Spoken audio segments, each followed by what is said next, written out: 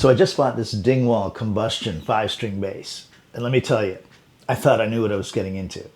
I watched every video on the internet. Tech breakdowns, demos, the guys whispering into GoPros in their basements. At this point, I probably contributed 40% of all Dingwall traffic on YouTube. So I figured, how many surprises could there possibly be? Turns out, several. Some good, some weird, some that made me question my sanity. And in this video, I'm going to share the stuff that I wish someone had told me before buying the space. The cool upgrades, the curveballs, and yes, the head scratchers that made me go, wait, why is that like this? Plus, I'll show you a 5-string strength and endurance challenge that I created once I realized this neck was basically a gym membership with strings attached. So if you've ever considered buying a Dingwall, or you already bought one and you're trying to justify the financial trauma, this video is for you. All right, let's dig in. Before this, I had never really played a 5-string. Technically not true. I have a piccolo 5-string over there, which you may have seen me play, but it's tuned way up high. Extra string on the other side, kind of like calling a unicycle a car, not the same. Now I avoided 5 strings because the low B always sounded like mud soup, floppy, undefined, lacking harmonics. The fan fret design is supposed to fix that. And down here, you have this 37-inch scale monster. I'll play it in a minute. But the low end, crisp, defined, and massive, like refined thunder. Downside, not angled frets. You adapt fast. It's the long, wide neck down low. Compare a jazz bass neck next to this. It's like a skateboard versus a surfboard. Well, I got enamored with the low register. I wanted to live there. Very few songs actually linger down there, but I camped anyway.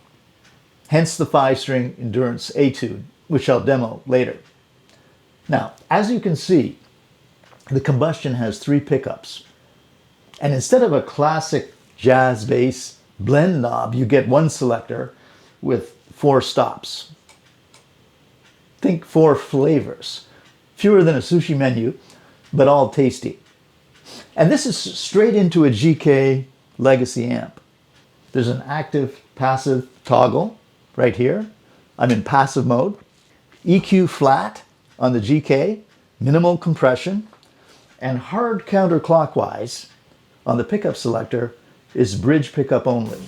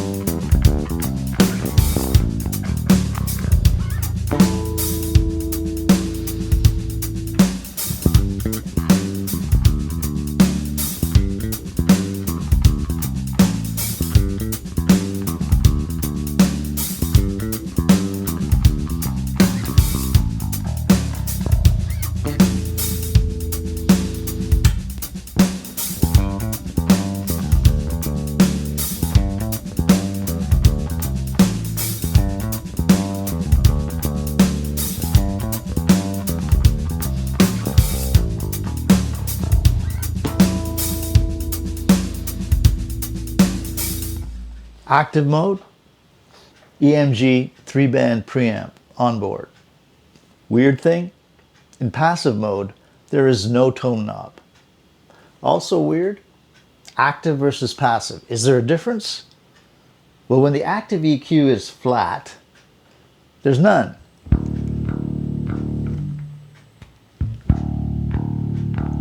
They're identical.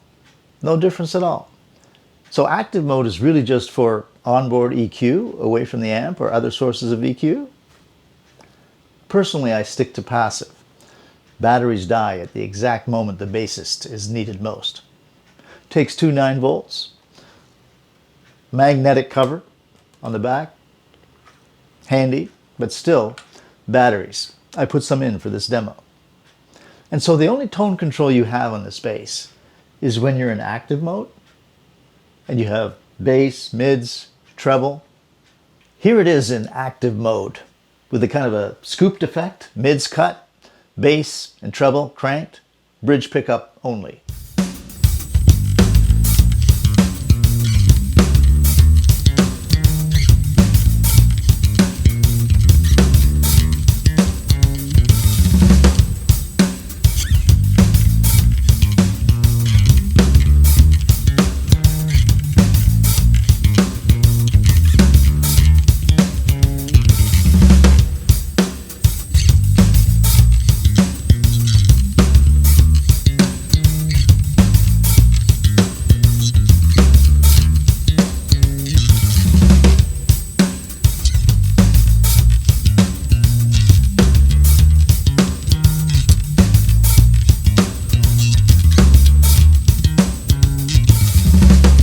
And here it is with the mids boosted.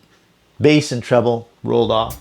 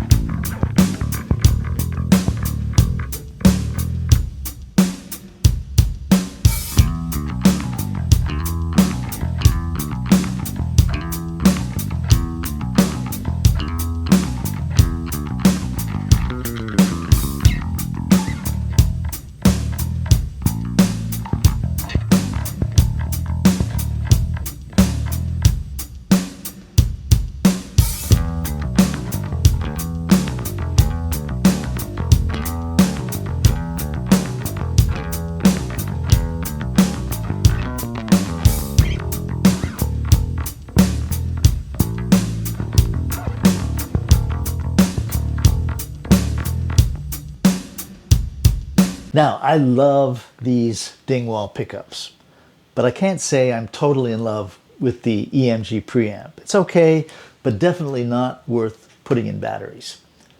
And I think it's also important to know something about how the bass sounds with some processing and in a mix, and also the tuning that's being used. Something I had no clue about before I bought this. And it's particularly important to me because I don't play in standard tuning. And the reason I don't play in standard tuning is I really dislike the amount of tension in the upper register on a standard 34-inch scale bass. And so I tuned down a whole step. But when I finally got in the store to play one of these Dingwalls, I discovered they actually have slightly less tension on the neck in the upper register than a regular 34-inch scale bass. And I was quite happy playing it in standard tuning. And the standard Dingwall strings that came with the bass were great.